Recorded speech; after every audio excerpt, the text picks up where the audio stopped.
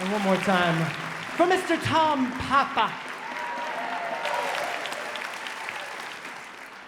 So the theme of the show tonight is doubt, and I doubt you remember that, but we are filled with doubt. We are all filled with doubt. I think everyone's always feeling, especially nowadays, whether we're working enough or doing enough or good enough.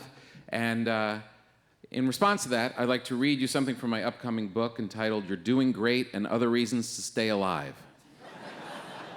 It's called You Work Too Hard. They say that Americans are dumb and lazy, and although we don't actually hear people say it, we know damn well they're thinking it. While there are plenty of Nimrods in our country, for the most part, we are not lazy. From what I can see, we work harder than any people on the planet. Who works harder? Europeans? Please. I've seen them, sitting seaside, drinking wine and eating giant pastries filled with chocolate and fresh cream in the middle of a workday. They wander down their tiny cobblestone streets that have never been repaired, go inside their open-air apartments, lie down, and sleep the rest of the day. Maybe they wake up around 5, have an espresso under a shade tree with their friends, smoke cigarettes until they slowly wake up. By the time they're ready to go, the workday is over, and it's time for a cocktail, dinner, and a quick ride on their Vespa to make love to their girlfriend before they come home to have dinner with their family. Not us. We don't have time for romance on scooters with exotic caffeinated lovers. We can't sit around and eat omelets and wait for the butter to melt on our baguettes. We're lucky if we get lunch at all. Can you imagine telling your boss that you're going to spend the most of the afternoon taking a nap and making love? She'd laugh, pat you on the back, and tell you to gather up your things. We have jobs to do. Jobs that have to get done no matter how long it takes or how many late-night emails or phone calls we have to make. In America, you get it done or you get out. We wake up in the dark and work through the night. We do early morning hours, overnight hours, and overtime. We take 5 a.m. flights so we can make a meeting by 10, put in a full day, and fly back that night on nothing but pretzel bits. We take the bus, the train, and commuter jets that are held together with duct tape, flown by exhausted pilots and the oldest flight attendants working anywhere in the world. No wonder we're so tired.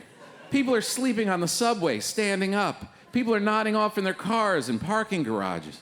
Americans are so tired, they figured out how to sleep in the middle of meetings with their eyes wide open like horses with business degrees. It's no wonder that Starbucks became one of the biggest companies in the country.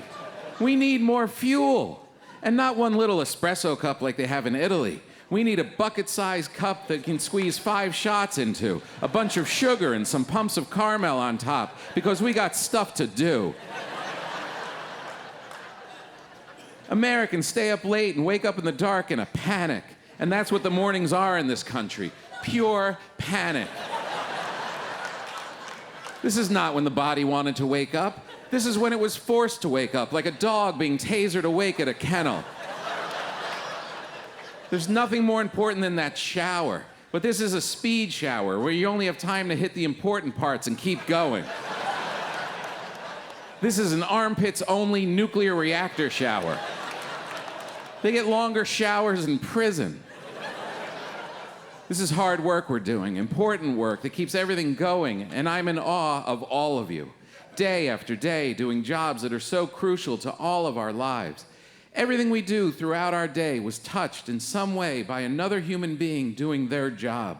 Thank God for you all. We're picking almonds and avocados in California, shooting movies in Atlanta, selling insurance in Hartford. We raise children and bake bread and wait on tables and toss drunken people out of bars.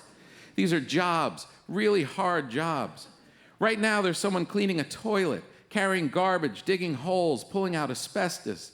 Someone is standing in a hot toll booth on the New Jersey Turnpike. Someone else is pulling weeds in a hot field, riding on the back of a garbage truck.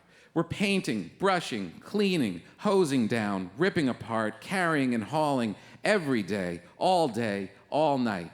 So don't let anyone tell you that you aren't doing enough, that Americans are lazy, that you are lazy. Sure, we may not know all the artists in the museums and all the poets from the last century, But that's not because we're slacking off. It's because we're hard at work. Thank you. Mr. Tom Papa. That's from Tom's new book, You're Doing Great and Other Reasons to Stay Alive, available now for pre-order.